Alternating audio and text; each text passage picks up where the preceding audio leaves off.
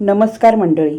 रोजच्या तीच पद्धतीची भेंडी खाऊन कंटाळा आला असेल तर आज मी तुम्हाला अशा प्रकारचा मसाला भाजून चटपटीत भेंडी कशी बनवायची आणि भेंडीचा रंग टिकून कसा ठेवायचा, शिवाय भेंडीला अजिबात लाळ न येता ती कशा प्रकारे धुवायची आणि कशी सुकवायची ते सांगणार आहे. चला तर मग डायरेक्ट रेसिपीला सुरुवातच करूया. अर्धा किलो भेंडी 3 पाण्याने स्वच्छ धुवून घेतली. तिला मी कपड्याने न पुसता चाळणीमध्ये ठेवून दिली. अर्धा तास पाऊण तास ती पंख्याखाली सुकत ठेवली. त्याच्यानंतर पूर्ण भेंडी सुकून गेल्यावरती त्याला असे मधी चिरा करून घ्यायच्या आणि त्याचेसुद्धा 2 भाग, एका भेंडीचे 2 भाग करून घ्यायचे. तर अशा प्रकारे मी सर्व भेंडी कापून घेणार आहे. ओली भेंडी जेव्हा आपण कपड्याने पुसतो, कपड्याला भेंडीची लाळ लागून कपडा खराब होतो. हे बघा, अशा प्रकारे सर्व भेंडी मी कापून घेतली. याच्यामध्ये 5-6 हिरव्या मिरच्या मध्ये चिरून घालायच्या आहेत. भांडं चांगलं गॅसवरती गरम करून घ्यायचं आणि मंद आचेवरती 2 चमचे धने घालून घ्यायचे.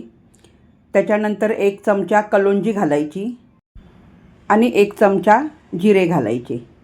धन्याच्या निम्मे नेहमी जिरे घालायचे असतात. आता याच्यामध्ये 4-5 काश्मीरी लाल मिरच्या घालून घेतल्या आहेत.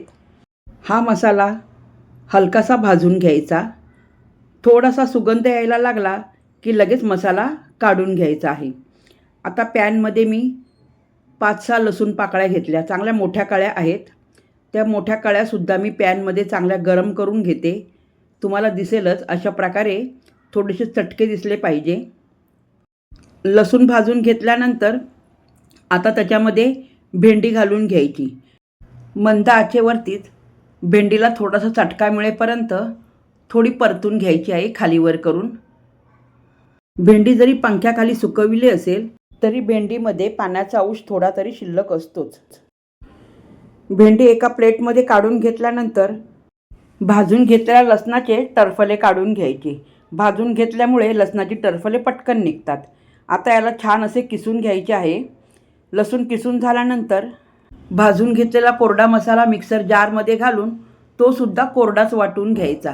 हे बघा, अशा प्रकारे त्याची पावडर तयार होते. हा झाला आपला सिक्रेट मसाला. भाजी बनविण्यासाठी पॅनमध्ये चांगले 2 पळी तेल घालून घ्यायचे. तेल चांगले कडकडीत गरम झाले. 1 चमचा राई, 1 चमचा जिरे घालून चांगले तडतडायला लागले की लगेच त्याच्यामध्ये किसून घेतलेला लसूण घालून चांगला अशा प्रकारे लाल होईपर्यंत परतून घ्यायचा. गॅस मंद आचेवरती ठेवून वाटून घेतलेला मसालासुद्धा त्याच्यामध्ये घालून छान तेलामध्ये परतून घ्यायचा आहे लसणाबरोबर. सुगंध खूप छान येतो. मसाला फक्त 1 सेकंद परतायचा आहे. जास्त जर का परतून घेतला तर मसाला जळेल, ती काळजी घ्या. पॅनमध्ये भेंडी घालून घेतल्यानंतर चांगली मसाल्यामध्ये मुरेपर्यंत चांगली त्याला खालीवर करून परतून घ्यायची. चवीनुसार मीठ घालून घ्यायचे आणि पुन्हा एकदा भेंडी खालीवर करून सारखी करून घ्यायची. आता याच्यामध्ये दही घालायचे आहे. 1 चमचा, जास्त दही नाही घालायचे. आणि दही घालताना जास्त आंबट नका घालू. शक्यतो फ्रेश दही वापरा. दही घातल्यावर आंबट लागायला नको म्हणून थोडीशी साखर घालून घ्यायची. आणि साखर घातल्यामुळे भेंडीचा रंगसुद्धा टिकून राहतो. भेंडी परतत असताना तुम्हाला भेंडीमध्ये कुठे चिवटपणा दिसत आहे का, कुठे लाळ दिसत आहे का, अशा प्रकारे भेंडी छान सुकवून घ्यायची पंख्याखाली. आणि दुसरे असे, भेंडी शिजवताना भेंडीवर झाकण नाही ठेवायचे. झाकण ठेवले तर भेंडीचा रंगसुद्धा हिरवा दिसत नाही. आणि दुसरे असे, भेंडीसुद्धा बिळबिळीत होते. भेंडी शिजवण्यासाठी 10 मिनिटे लागतात. फक्त अधूनमधून जरा थोडेसे भेंडी खालीवर करून परतून घ्यायची, एवढं लक्ष द्यायचं.